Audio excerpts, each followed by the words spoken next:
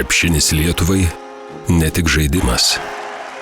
Krepšinis Lietuvos pasididžiavimas. Krepšinis Lietuvos širdis. Ji pradėjo plakti Kaune. Lietuvoje krepšinis žaidžiamas nuo 1921, o jau po metų, balandžio 23 dieną Kaune, Vytauto kalno krepšinio aikštelėje sužaistos pirmosios oficialios draugiškos rungtynės. Ši diena laikoma vyrų krepšinio pradžia Lietuvoje. 1936-aisiais Lietuva priimta į Tarptautinę krepšinio federaciją FIBA. 1937-aisiais prasideda Lietuvos krepšinio pergalių istorija. Per antrąjį Europos vyrų krepšinio čempionatą Rygoje Lietuvos krepšinio pamatus formavę tautiečiai iš Amerikos su Pranu Lubinu priešakyje meta iššūkį Europai. O Europos rinktinės viena po kitos priverčiamos pripažinti iki tol outsiderę vadintos Lietuvos pranašumą.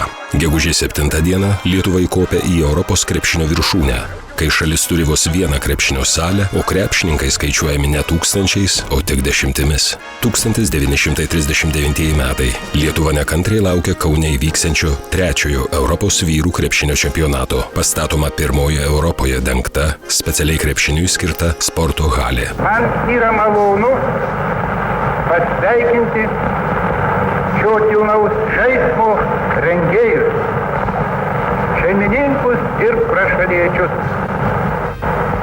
Ypatingai malonu šiems pasakyti.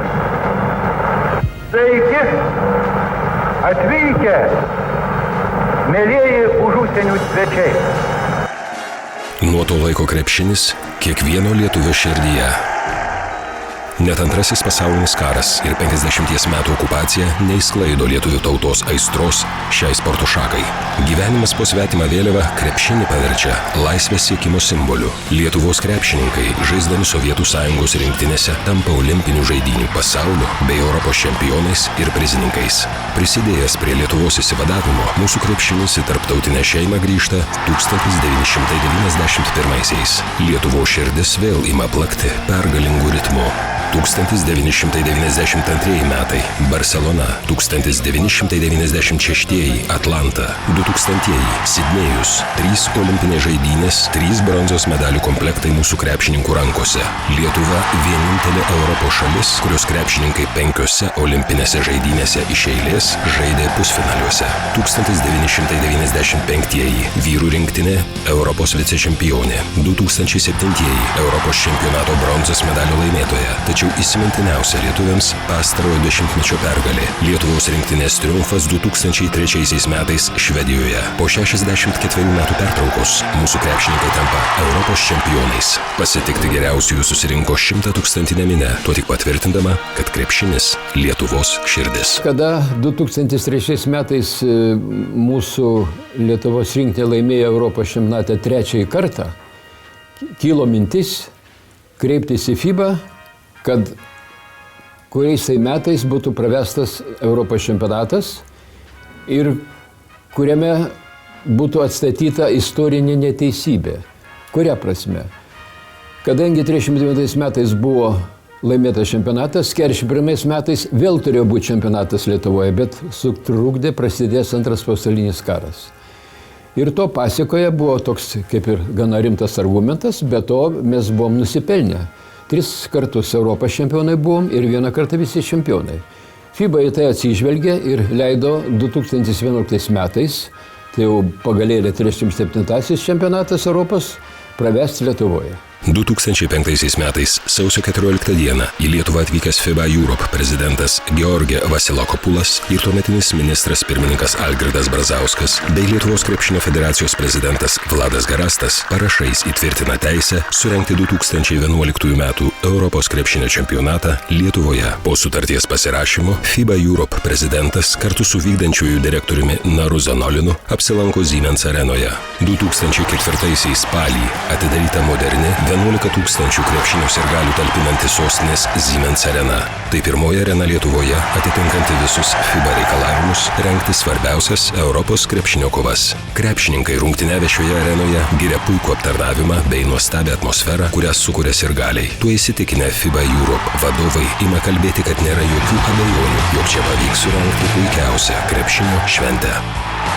Vilnius ne vienintelis Lietuvos miestas, besiruošiantis priimti Europos krepšinio čempionato dalyvius. Čempionato grupių varžybos vyks Klaipėdoje, Šiauliuose, Panevėžyje bei Alytuje, o antrojo etapo kovos ir finalai Vilniuje ir Kaune. Šiauliai – antrasis Lietuvos miestas, turintis modernę sporto areną. Įspūdingas 100 metrų skersmens statinys duris atvėrė 2006-aisiais. Beveik 6000 sirgalių talpinanti arena savo grožiu stebina tiek iš vidaus, tiek iš išorės. 4 aukštai iš 5 yra padengti žėrinčių holografinių stiklų. Šioje arenoje jau vyko Lietuvos krepšinio federacijos taurės finalas bei Baltijos krepšinio lygos finalinio ketverto varžybos. Šiauliai pasiruošę priimti ir Europos krepšinio čempionato dalyvius. Naujausi sporto rūmai atidaryti Panevėžyje. Sido arena, taip pavadintas naujasis Panevėžio sporto kompleksas, duris atvėrė pernai, spalio mėnesį.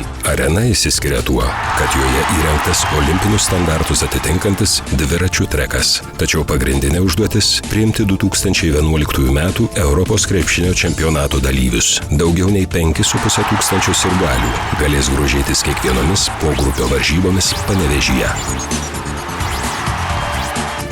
Sporto rūmai pradėti statyti ir Kaune. Miestas, itin garsus krepšinio tradicijomis, iki šiol svarbiausias varžybas rengia legendinėje sporto halėje. 2008 rugsėjo 26-ąją pradėta statyti naujoji arena. Iki 2010 metų pabaigos iškils didžiausi sporto rūmai Lietuvoje, kurie krepšinio varžybų metu talpins net 14,5 tūkstančio sirgalių. Sporto rūmai jau greitai bus pradėti statyti ir Klaipėdoje. Visi paruošiamieji darbai baigti ir netrukus ims kilti naujos arenos pamatai. Miestas prie jūros pasipuoš katamarano formą primenančių statinių, kuris 2011 metų Europos krepšinio čempionato metu talpins 5000 aistruolių.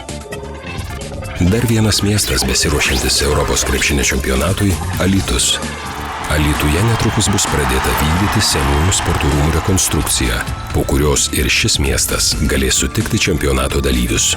Vyriausybė skiria ir skirs didelį dėmesį čempionato organizavimui ir nepaisant tos ekonominės ir finansinės krizės, kurią mums sunku yra įtakoti, nes tai yra globali krizė, mes nepaisant to iš tiesų manome, kad ta krizė praeis, o galimybė surengti čempionatą yra tikrai unikali galimybė ir tokiai galimybė mes turime būti tinkamai pasirengę. Šiemet šalis švenčia Lietuvos vardo 1000-mečio paminėjimą. Vilnius – Europos kultūros sostinė. Kaunui patikėta surengti Europos kadetų krepšinio čempionatą ir visa tai puikia repeticija prieš pačią didžiausią šventę – 2011 metų Europos krepšinio čempionatą.